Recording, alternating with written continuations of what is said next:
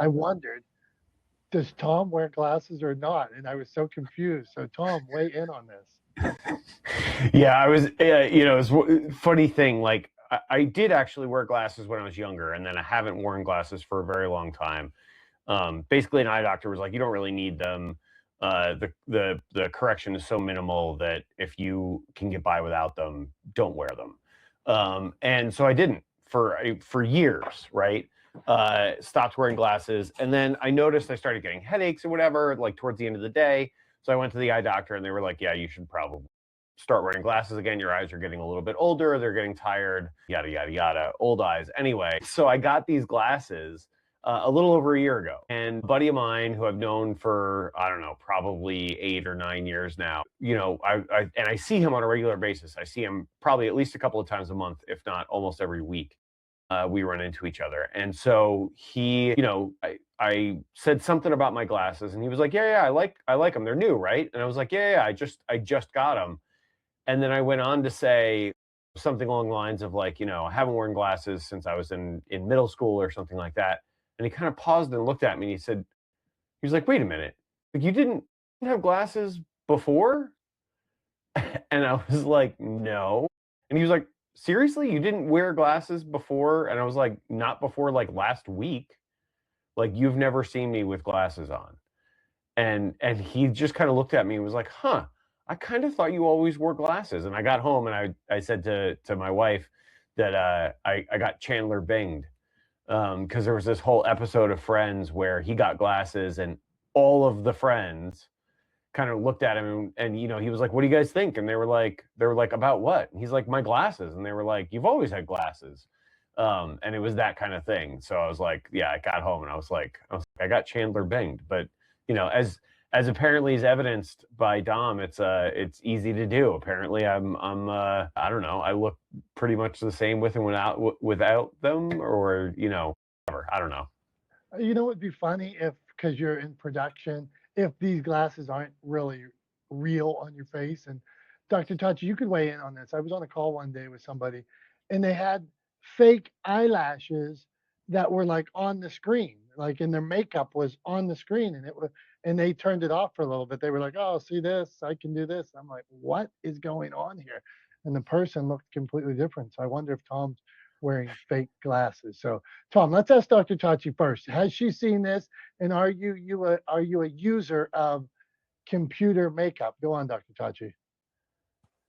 Hey, good morning. Yes, I have seen it. I'm not a fan of it because at some point people have to either see you in person or it won't work and it needs to be off.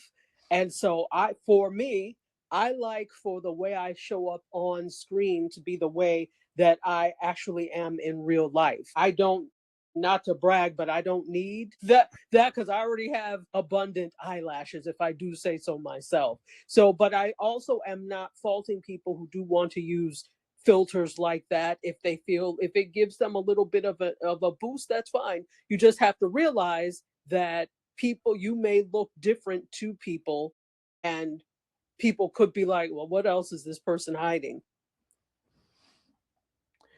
I'm kind of with you there, Dr. Tachi. I mean, I'll be slightly more judgmental because let's be honest, that's my brand. But I don't have a problem with somebody using them, right? Sort of like inherently, I don't have an issue with somebody using like a filter, or kind of like applying eyelashes or makeup through a filter on their video feed.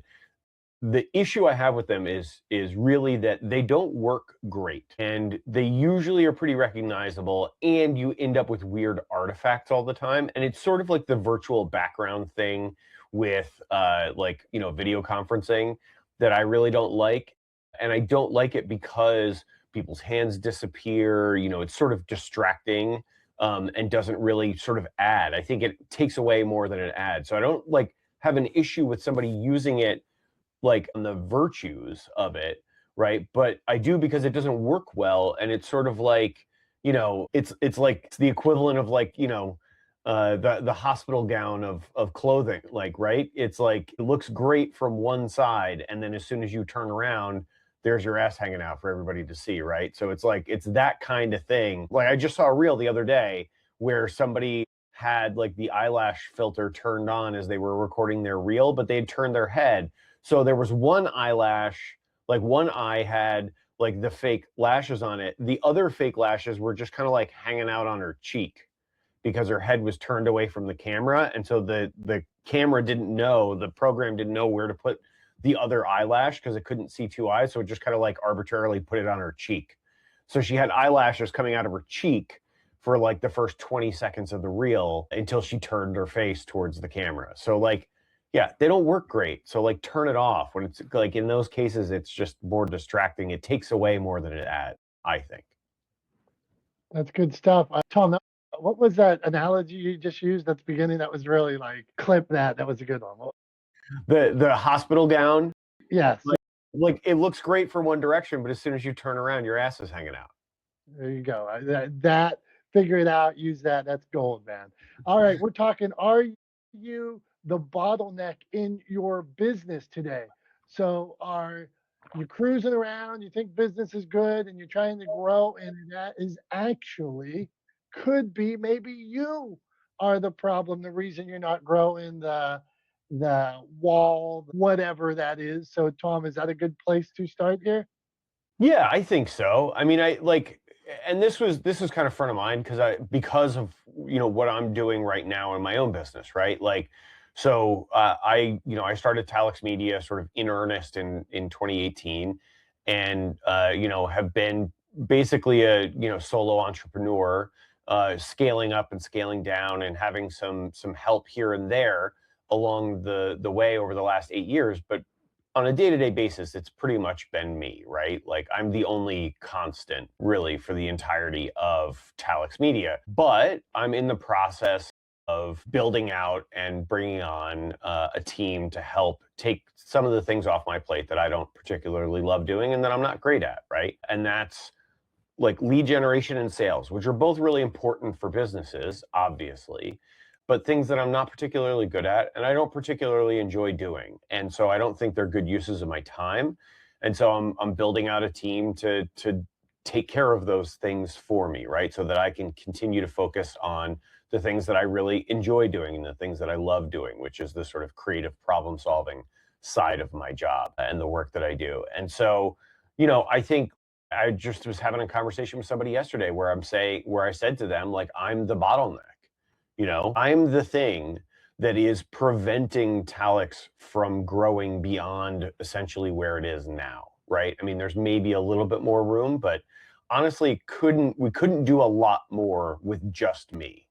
Um, and so I'm the problem, right? Like I'm the bottleneck, despite the fact that I'm the founder, right? Despite the fact that it's my sort of brainchild and my baby, I'm the problem and I need to get out of my own way, right? I think ultimately, I don't even really want to be the CEO of Talix. Like if we grow to a point where we need to have a CEO, like I will hand that off to someone and I will just, sort of be the creative director or keep my title of chief legendeer and leave it kind of nebulous and be the founder and owner. But like, you know, I don't even really want to be the CEO. I definitely don't want to be the COO, right? Like those are all like that's my next kind of like idea in my growth trajectory for the business is once I get the sales team working up and running and that process flowing and we're generating more revenue and bringing on more new clients, then my next hire is probably going to be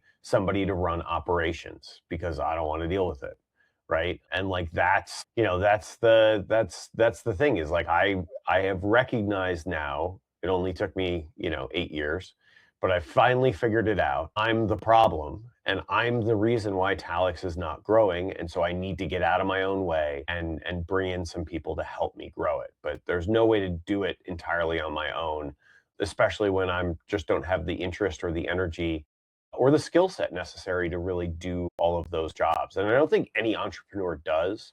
I think it's one of those like sort of fallacies of entrepreneurialism that you know intrinsically we have to wear a lot of hats at the very beginning, especially if you kind of start your own business, right?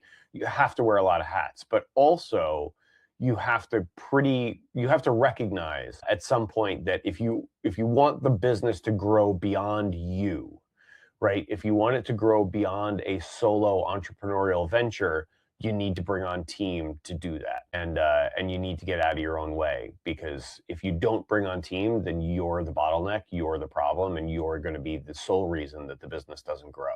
Assuming all other things are equal and that there's actually a market for the business, it's in a good business, and blah blah blah blah blah, right?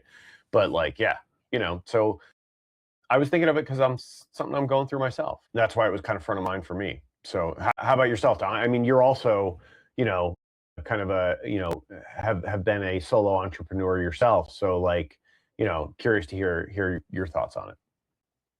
This is like gut check time, Tom, where you bring this concept up of, are we the bottleneck? And are we all the bottleneck? I wonder, in my own business, am I the bottleneck? Am I the reason?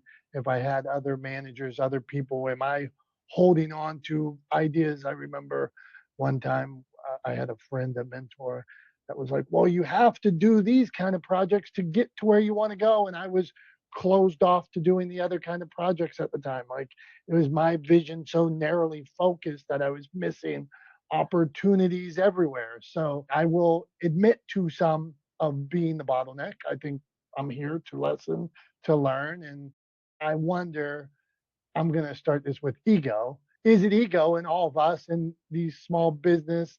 Nobody can do it better than me. I'm paraphrasing as entrepreneur in general. Nobody can do it as good as me. So I'm not going to trust anybody. I'm not going to allow anybody.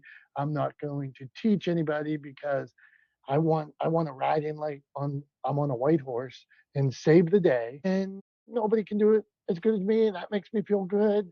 But really, that's the ego check, and that's what the bottleneck is. So damn it, you, Tom, bringing up this question. Let's hear from Madison. Madison's in entrepreneurship on her own. Our friend Madison. Hello, everybody. Thank you for being here today. We appreciate you. Madison, are you the bottleneck? What say you on this subject? Definitely. I mean, like, my business is teeny tiny, and so I appreciate and try to take on all sorts of different opportunities as they come my way. But then, like, life gets in the way, and I have a million other jobs and responsibilities, and I'm still trying to figure out my capacity for work and recreation and all that sort of thing. So definitely I think I'm the bottleneck as it stands right now, but that's something, I will continue to work on as I grow my business. Yeah, I mean, I think, to your point, Dom, just kind of circling back there about the ego thing, right? I think a lot of it is, I think that's sometimes the case, for sure, right? There are definitely instances where, like, and even for me, like, thinking about getting to a point where I am not intimately sort of involved in every decision on every project is a little bit, like, could be a little bit daunting if I didn't have the past experience I have, where I've, run teams and run television shows and had to delegate and not, had that position of being in charge, but not, being intimately involved in every decision and trusting people to do their jobs well. So I've had that experience. So I think, had I not, though, it would be really scary to think about kind of handing that off and delegating that responsibility. I think that's part of it. I think also for me, like, there's another thing that kind of plays into it, right? For me, there's like a protectiveness, right? That I've spent the last 8 years, sort of trying to build Talix Media from literally nothing, right? It was nothing but, like, it was literally an LLC on paper and nothing more before 8 years ago. And so over the last, like, sort of 8 years, I've really invested a lot of time and effort and energy into building it into a brand that means something to people, right? And within that brand, having some brand recognition for, like, legendeering, right? I actually just yesterday, just for giggles, typed legendeering into Google, and the whole page was like, was my website, was the book's website, was places where you can buy the book, was, podcast interviews, all of these things, right? And I'm very proud of that. It's been a lot of effort and energy and a real labor of love, right? And so I think there's a bit of a sort of paternalistic instinct right, that goes along with being an entrepreneur and building a business, from the ground up on your own, that makes it challenging also to kind of hand off and delegate those things. And then lastly, I think there's the sort of the fear of failure, right? Like it's often a labor of love and fraught with challenges just to get something off the ground enough to support you, right? As the sort of solo entrepreneur. And then the idea of bringing on more people and being responsible for also supporting those other people with the income and the revenue generated by the business, and knowing that you have that added responsibility of supporting those other people, those employees with the business can be really daunting too. So I do think ego plays into it, definitely. And definitely for some people more than others. I think it depends on the individual, but I think it's a really sort of nuanced, complex thing that I think a lot of people struggle with. And I admittedly have struggled with it myself. I mean, 8 years in, I probably should have taken this leap at least a couple of years ago. I would argue that Talix was probably ready 2 years ago to do this, 2 or 3 years ago. So, have I been a little bit slow? Maybe. And for Madison, I would say just, it seems 8 years seems like an incredibly long time when you're standing at the beginning of that or early in that journey and looking down the road. But honestly, it goes fast. Like it almost seems weird to me to say 8 years ago, right? Like it's kind of like hard to wrap my head around that it's actually been that. It's almost a decade. Like what are we even talking about? Like almost a decade. It feels like I started it yesterday, right? Like I was just kind of hatching this plan of like leaving TV and starting my own thing, like, a couple of minutes ago. It doesn't seem like it's been almost. That's crazy. So it does seem daunting, but it also goes really quick, I think. Tom, you are almost making me cry with that talk about the journey, right? Each of us is on a journey to wherever we're trying to go to reach the goal. And there's ups, there's downs. I posted the other day, I think I'm in year 13 of what I officially call motivation champs, right? And some days you feel momentum and you're like, holy shit.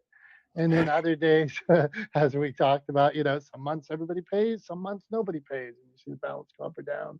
Then some days, everything that you're working on, you think, well, hey, I might have something here. And then people, the overnight success with any view or post or piece of content that does good or that people receive or see it somewhere. I know that I put out thousands of other pieces and have had zero views. Or I remember this isn't memory lane, but I remember one time I spoke at a county fair and there was nobody there, nobody in the room. And like it was like people were eating like hot sausages and stuff where I was supposed to be speaking. And I just had to, but you don't always see that. You see a different side of it. So Tom, what do you say? And then it is time for, you know what? Well, I was just thinking when you said I spoke at a county fair, I was imagining, and you said there's nobody there. I'm imagining you like standing on stage and like in the background, there's like pens with like cows in them, right? And like you pause at like what in your head was an applause moment, right?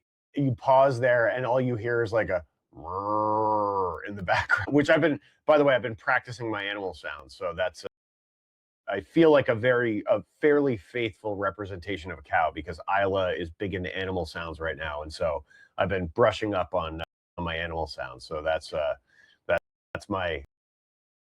That was pretty good. And you go into when you're thinking in your mind, sometimes you think how something's going to go. So I remember like I'm going to burst through the door and the room's going to be filled and people are going to be cheering, this guy that wrote first book or whatever it was. And really I went in and people were like, could you hand me a napkin? Could you move over? I want to see that pig over in building 6 and not use. Absolutely. Hey, do you know if they have any mustard?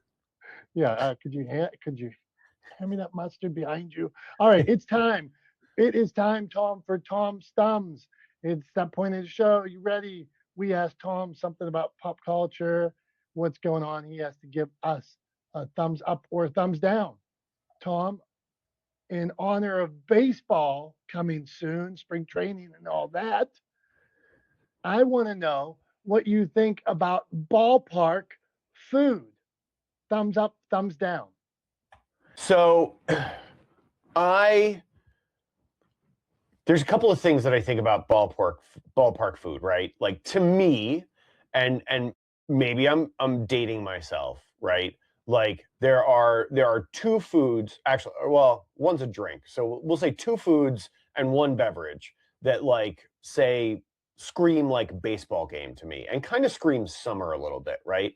But like specifically baseball, they are the hot dog, right? The dog, like the ballpark Frank. I mean, come on, right? You got to have a hot dog at a ballpark, right? So there's the ballpark Frank. Then there's the peanuts in the shells, right? This in the shell, which is like 100% an outdoor activity. Like eating peanuts in the shell is an outdoor thing because they are like a freaking disaster everywhere, right? Or in some bars or restaurants where you can just throw them on the floor and they sweep them up and it's not a big deal. But you definitely don't want to eat those in your living room sitting on the couch because like you're going to be vacuuming them up for the rest of your life. But like that idea of sitting at a ballpark and just eating peanuts out of the shell, watching the game, cheering for your team, like that's very baseball. And then beer, right? So like obviously having a cold beer at a baseball game, eating a hot dog, eating some peanuts, like that's quintessential ballpark food in my mind. I do think that they have kind of lost the plot, right? Is essentially like ballparks have kind of gone the route of like the over the top Bloody Mary or like the stunt hamburger where you get it and you're like, how am I supposed to eat this balancing with one hand on my lap? Like sitting in the stands trying to watch a baseball game. Like it doesn't even make sense, right? They're giving you burgers that like are so big and so mal-constructed that you can barely hold on to them with two hands, let alone one hand, right? And there's no way to actually practically eat it while you're at a baseball stadium watching a baseball game, right? I think, I just think that at the end of the day, I think simple is better, right? Fries are fine. Like any popcorn's fine. Like one-handed food, snack items, things like that. Even the nachos, those crappy nachos with like the pump cheese sauce that some people love. I don't particularly like them, but like whatever. That's fine, right? That's all fine. But the over-the-top like stunt foods that you get now at stadiums have gone too far, where it's like a full barbecue platter, right, in a flimsy paper tray that is inevitably going to come apart that you just paid $30 for and you can't even eat is completely out of bounds. It's completely over the top. They've jumped the shark. It's a hat on a hat. Any other metaphor you want to think about. It is the food equivalent of a hospital gown. It looks great, but then it ends up all over your lap, right? Like it looks great from one angle when you walk up to the place and you're like, oh man, that rack of ribs looks fantastic, right? And then you get it back to your seat and you're like, well, what the hell am I supposed to do with a rack of ribs, right? With one hand, trying to hold my beer, trying to like cheer for my team, try to get up and move out of the way so people can get back and forth to their seats. Like it just doesn't make any sense to me. So outside of the practical, like easy to eat, makes sense, snack style foods that you have at ballparks, all of the rest of it, all the stunt food gets a huge thumbs down from me. Another thumbs down. We need Tom's ratio down at the bottom. But Tom, I'll have to say this because you taught me. Very cogent argument. One-handed food. I get it. Makes sense to me. Chicken wings at a game. Come on. They're so messy. I get what you're saying. I want clean one-handed. All right. This is not the smartest guys in the room. And that was Tom's thumbs. Okay. We're talking. We're thankful everybody's here today. We appreciate. We don't do this without you guys weighing in, without you being here, without your support. So thank you for that. Now we're in podcast form. We're on Indie Soup. You can watch us on Twitch. Where else, Tom? We're on Twitch, we're on Facebook, we're on LinkedIn, we're on YouTube. We rebroadcast on Indie Soup, Mediascope, and We also are now available wherever you get your favorite podcast. So if you miss it, if you have to punch out before we get to our PSAs or Tom's Thumbs or Dom's Walk Down Memory Lane, whatever your favorite segment is, before we get to any of those, if you got to jump shark, then we can or jump ship. Why did I say shark? That was completely wrong. That's not how that saying goes. It's not even a saying at all. If you have to jump ship before we get to your favorite segment, you can always check us out on replays on YouTube, on various channels, as I said, and then of course, wherever you get your podcast. So if you don't even have time to watch, if you want to just listen in the car while you're driving, on your commute, whatever it is, you can find us there. So if you haven't had enough of me ranting and raving, feel free to check us out. Hey, now in the pandemic, we used to do these rooms for like 3 hours at a time. Now we try to get you in and out. We got an hour for you. We try to tighten it up, make it a sharp hour with lots of content. So we're talking about, are you the bottleneck in your business, or how to avoid bottleneck? We're coming to our friend Jason, and we'll come back around the other direction to Dr. Tachi, whoever else wants to jump in. But Jason, bottleneck, are you bottlenecking your growth? What's the thoughts, my friend? I can be at times. That's where, making sure that your illusions don't lead you too far. I mean, we have to have imagination, we have to have foresight on things, but sometimes we're so far ahead that where we're really at when we self-assess doesn't really work for us. So bottlenecking is dealing with your ego. But then there's some times that you're working on something great, but you got to just get good. And being obsessed with the practice sometimes can show you exactly where you're at if you're willing to see it and not try to defend against it. So hopefully that helps your question. I see Tom shaking his head. Go on, my friend. I mean, I was just nodding in agreement. I think Jason's 100% right. That it takes. I think it takes. At the end of the day, it takes some self-awareness and some honesty, right? And that can be tough. It can be tough. It can be tough to be honest with yourself. It can be tough to be, self-aware enough to realize on your own.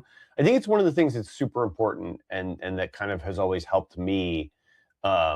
Is having some reliable, good friends that you can count on to give you the unvarnished truth, right? Who will tell you, yeah, I think you are the problem, right? And not in a mean way, right? Just in a very honest way. I mean, I think it's a lesson that I take from my approach to content creation. And actually, I just saw an example of this the other day.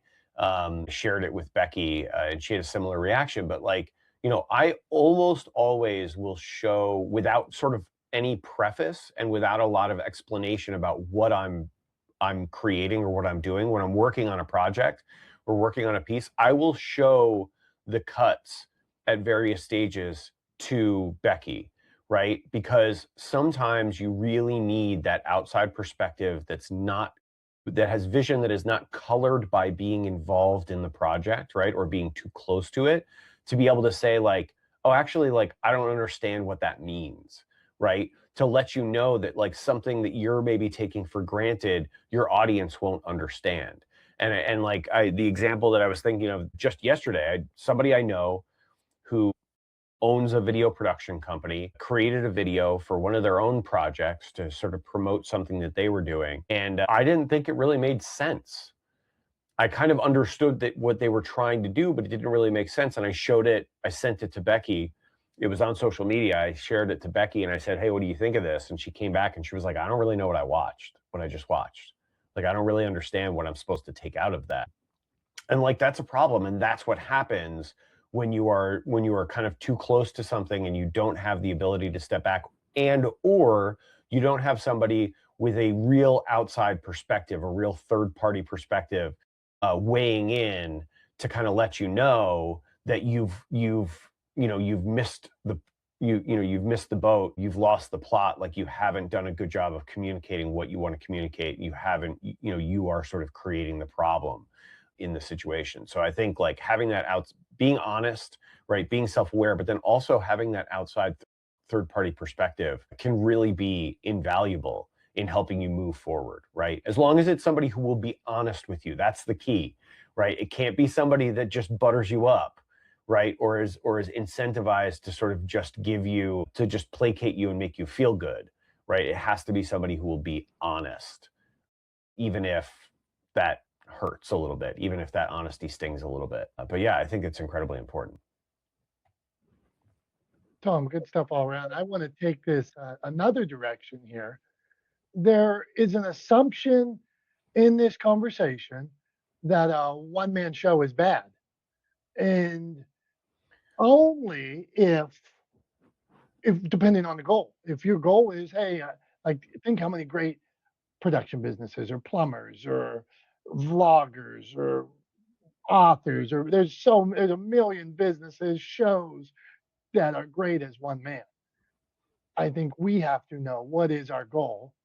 Is that where we want to be? Are we trying to hand it off to somebody else? Is there a different, am I trying to create, we talked about in here before, the bonsai business where it's perfect as is and I'm just keep trimming it.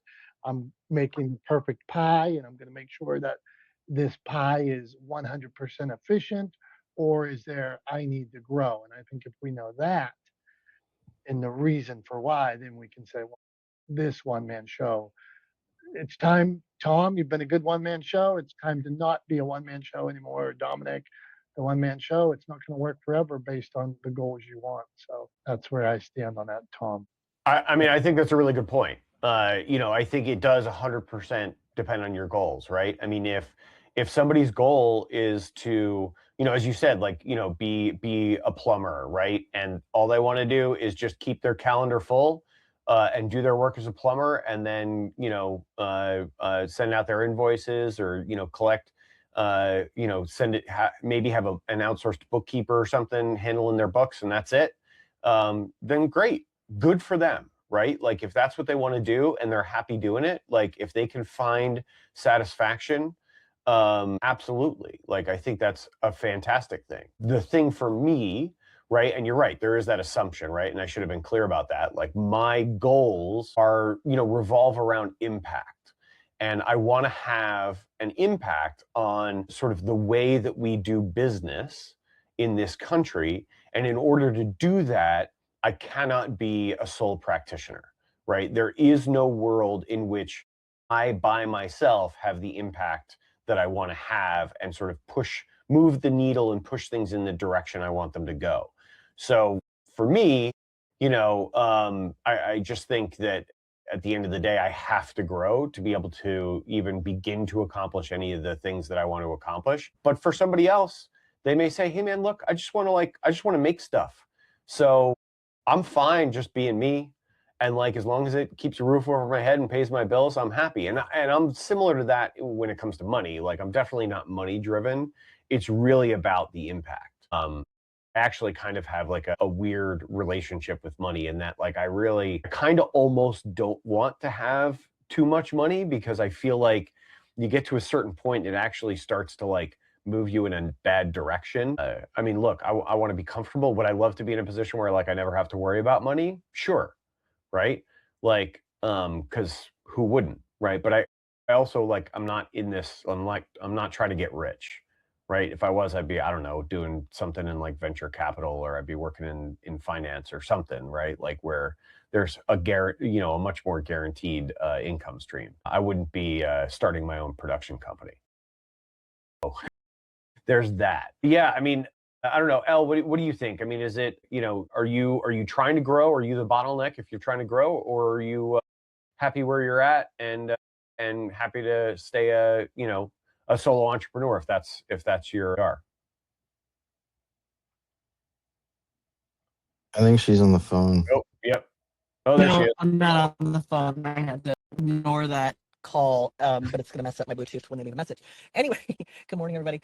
I have two businesses, but I would say even one of them, definitely I'm a solopreneur, but by necessity, I mean, that it would be not impossible, but I don't know even if it would be productive to try to add people. But even in my solopreneur business, I'm not an island, right? I have a coach.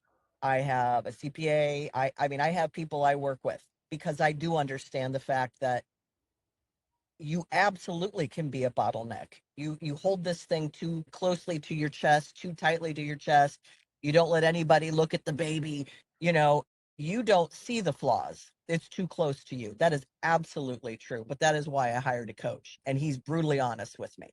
So if if you find yourself, and that particular business is a consultancy role, and it's very niche, it's very, you know, specific, there would be no benefit to me to, and it would be damn near impossible to add people to that. So that's why I hired a coach, because I did understand that I was too close to it. I couldn't see, you know, the weaknesses. And I have another business where I do have employees and I have partners. And so I knew from that experience, like, okay, I've got to have other eyeballs on this. And it's hugely beneficial. And I would recommend to anyone, if you are a solopreneur, even have someone else join you. If it is a coach, if it is a trusted advisor, it's so important. And it's not just even if you're happy with where you're at, it's also to make sure you are doing things correctly, that you are seeing what's ahead of you. We've got an ever evolving technology situation. Are you aware? Are you staying up to date? I don't think we can. I'm not going to use a blanket 100% can do business in a bubble anymore by ourselves, but it's becoming more difficult, right? So, yeah, I believe 100% you can be your own bottleneck. Elle, thank you very much. And that idea, we talked about the self-awareness earlier, and that concept of getting a coach. Great idea, right? Somebody, if you are self-aware enough to know that I'm at this standstill, whether it be a coach, a mentor, somebody that can hold you accountable, lay crumbs, whatever, to lead you to a certain place. Well said. All right, Tom, that means it is the time of day, guys, where we do a quick PSA. We got less than 60 seconds to make a point. So let's see what Tom's grouchy about. Maybe he's not grouchy, but let's see what Tom is grouchy about today. So first PSA, we're going to put Tom on the clock. I see a clock for anybody watching where we're streaming. When I see a clock come up, that's what I will stop filling time. You ready? Or you could stop talking and I'll start the clock and actually start my PSA. How about that? I'm wondering what the hell you're doing. Get on with it. I'm not giving you my time. You don't get to talk into my time any more than I get to talk into your time. So here we go. All right. Here's my PSA. So a lot of people have been jumping ship with OpenAI and ChatGPT. And rightfully so, I think, based on sort of their willingness to sign on, to agree to the Department of Defense's demands to provide their tools for things like surveillance of American citizens and potentially for use in automated weaponry, which sounds like an awful idea and very dystopian and terrible to me. So I am also jumping ship on ChatGPT, and I'm moving over to Anthropic and Claude. And I just wanted to PSA for anybody who's thinking about doing this, Claude or Anthropic. I'm getting all confused here with all these different things, but Anthropic has actually built a tool to enable you to do this more easily. So if you just Google Claude import memory, the tool will come up and you'll be able to actually import your stuff over from ChatGPT and kind of actually not have to start over. So something to think about doing, but that's my PSA. Claude import memory. Just Google those 3 words together and you'll find the tool. My PSA for today is try something new. Me and my wife tried Vietnamese food a couple weeks ago. It was great, fantastic. I've been listening to some new podcasts. I am enjoying them. Fun, learning new stuff, reading different kinds of books. Fun, new. A couple years ago on my birthday, we went and climbed rock walls, and it was my first foray into climbing rocks, and I absolutely loved it. So my point today is get out there, step out of your comfort zone, try something new. You just might enjoy it. You just might like it. You might grow as a human being. You might meet new people. You might get healthier. There is so many positive things about trying something new. So PSA for today, try something new. Thank you, Tom. All right, Tom, now let's go back to Tom and Claude and all these names that he's talking about. Tom, why do I care if why does ChatGPT, why do I care as a publisher of books that what are they going to survey on me, that I'm sharing pictures of puppies chasing their tails? Or, I mean, how is this affecting me? It's not so much how they're using the data. It's the fact that the Department of Defense wants to have the ability to use AI platforms to be able to create surveillance of American citizens, which just on its surface is illegal. So they shouldn't even be sort of asking for that. But they want to have the ability to use AI platforms to design and to conduct surveillance on people. So it's not that they're going to be looking at your data per se, but it's that they would use the same platform or platforms owned by that company to do things that I sort of, on ethical and moral grounds and legal grounds, disagree with. Right? I also think from an ethical and moral standpoint, it's a terrible idea to let AI decide whether or not to fire a weapon at someone. I think that's a terrible idea. Fire a weapon at someone or even something. I just think it's a bad idea. And I don't want to take money out of my wallet and use it to support a company that agrees to do those things. Right? And so like for me, that's what it comes down to, is simply just, does OpenAI align with my values as a person? The answer to that has been basically no for quite a while, but this was sort of like the straw that broke the camel's back, right? Where it was become so far out of alignment that I'm not even willing to entertain the idea of giving them any more money, right? And so immediately I started looking for places to go, and also kind of simultaneously there was news about how Anthropic had essentially, when the Defense Department said to them, hey, here's what we want you to agree to, Anthropic said, no, we're not going to do that. We're definitely not going to do that for moral and ethical reasons and legal reasons, because it's illegal for the Department of Defense to surveil American citizens, particularly on American soil. That is just flat illegal. They specifically said, no, we're not going to do that. So it kind of made it an easy decision. On the one hand, you have OpenAI saying, yeah, sure, whatever you guys want to do, right? If the money's right, as long as your money's green, right, is basically what OpenAI is saying. And Anthropic's going, I don't care how good the money is. It's not something we want to be involved in for moral and ethical reasons, because we don't believe that it's a good use of the technology. We don't want to be involved. And so it kind of made it an easy decision.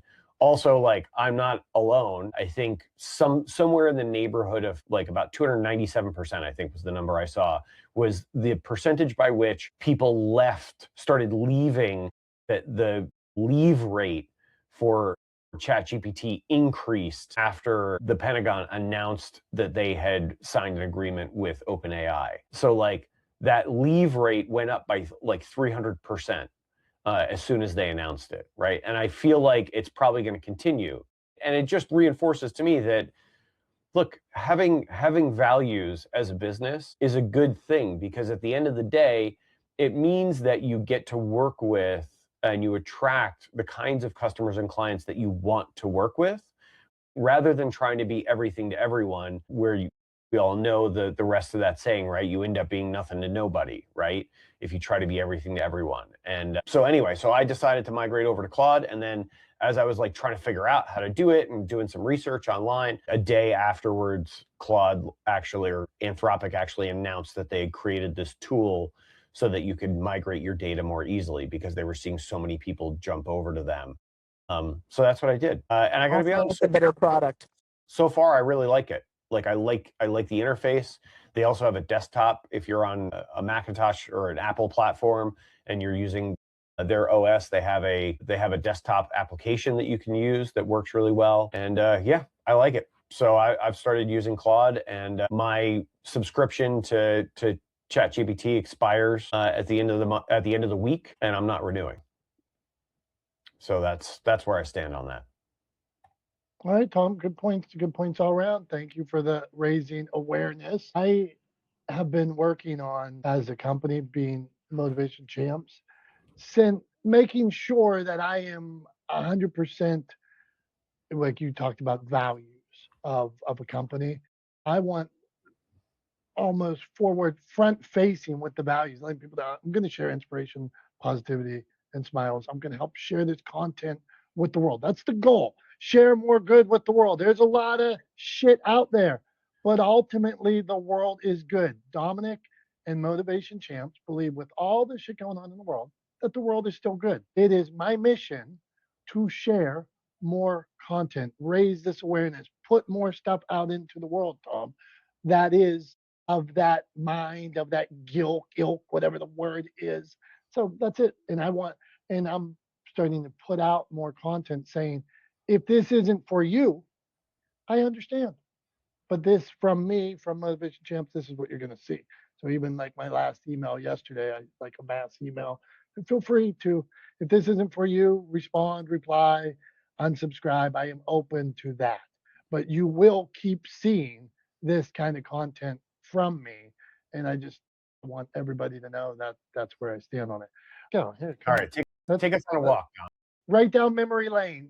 Recently, in the last couple of days, after years and years and years, we mentioned earlier 14 years. I'm about 13, 14 years since my son is 20 years old now. Years ago, this hat I'm wearing says Motivation Champs. Me and him sat at a computer when he was 6 years old and started thinking about names for Motivation Champs. At the time, we said he, like John Cena, one of the names he came up with was Motivation Cena. He won't admit that, but that's so it had to have the word in motivation. Domains had to be available. We believed in that the people were the champions, and so we just kept trying. 14 years later from that day, now I have logo, I have brand, have business. 14 years. We just got our trademark the other day, Tom. So the journey has taken us to what was this idea of putting out this kind of content.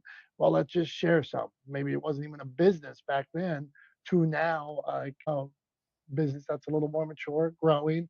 The mission's growing stronger. And now I'm wearing a hat that says Motivation Champs. I got a coffee cup beside me that says Motivation Champ. And now that little puppy is trademarked as well. So that's what would we call it? Memory lane for today, the journey. Are you gonna reprint all your merch with the little R next to it now that it's a registered trademark? Should I do that? What do you think? No, I don't think you need to do that at all. But I mean, you could, going forward, you could put the little R next to things if you wanted to. You've earned that now that you've got the paperwork to back it up. But I don't think you need to. It's true. And family was there, family, friends, the whole time, supporters. I'm thankful. And you just keep on going, like we were talking about before. I got shit. I got stuff that's got 1 view, no views. I got stuff nobody looked at, but you persist, and hopefully values are aligned. You think you're doing the right thing, and you just push on day by day, inch by inch, content by content. Maybe we get where we're going, Tom. All right, what do you got? Well, I was just gonna say, it requires a lot of stubborn consistency, right? Like, people want to, call it perseverance and dog. And sure, that word works too. But I think at a certain point, it just has to be sort of like stubbornness, right?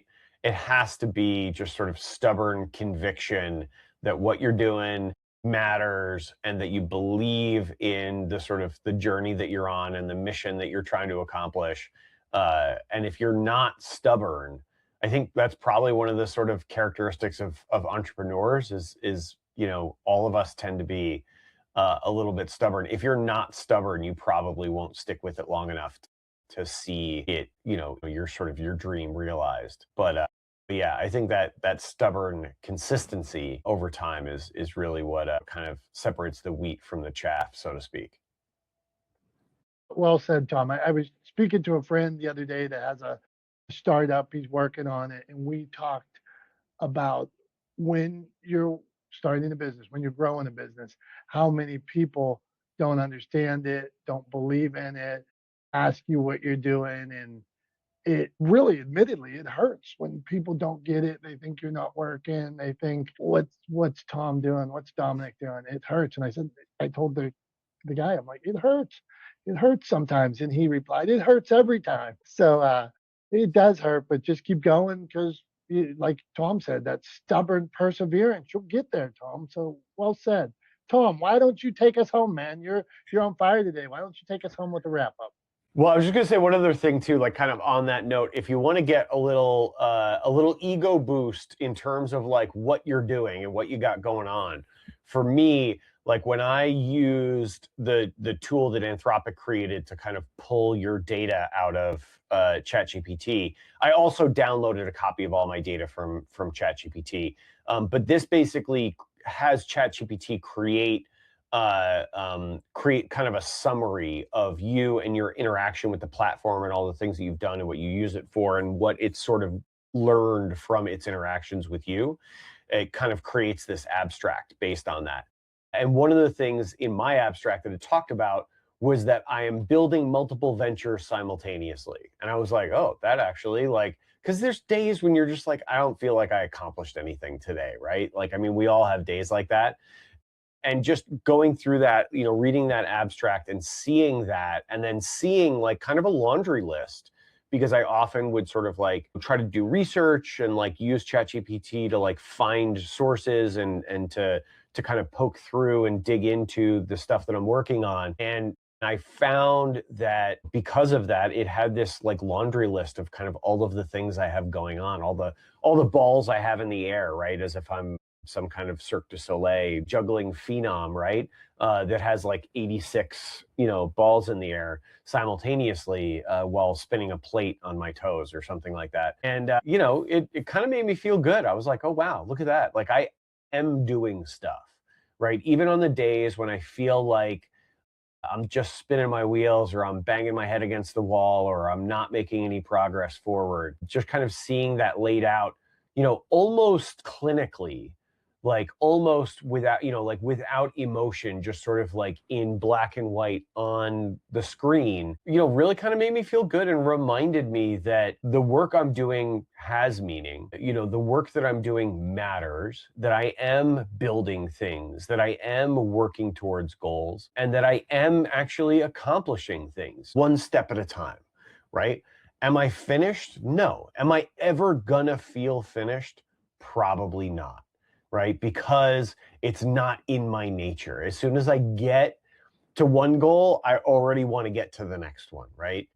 And I think that's maybe something that's sort of classic to the entrepreneur that, you set a goal for yourself. When you hit that goal, you're like, okay, now we're working towards the next goal. There's never a point where you sort of kick back and say, well, that's it. I'm done.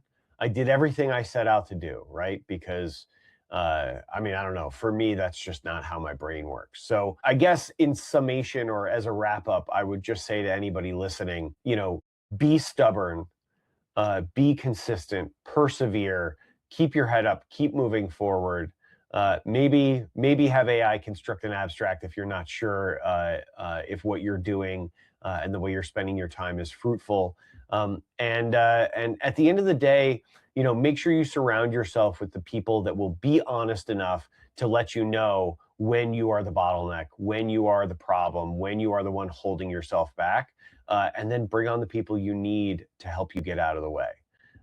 So that's what I think. That's how I would leave things for today. I want to thank everybody for being here, for listening, for being a part of this community and a part of this show. We appreciate you guys. We love you guys. You guys, as we always say, are the reason why we do this and why we've been doing this for years now, every week. You are what makes us, or who makes us, not the smartest guys in the room. So we thank you for that. We appreciate you for that. Until next time, for Dom, I'm Tom. We're not the smartest guys in the room. We appreciate you. We love you. And hope you have a great rest of your week. We'll see you next Wednesday. Bye-bye.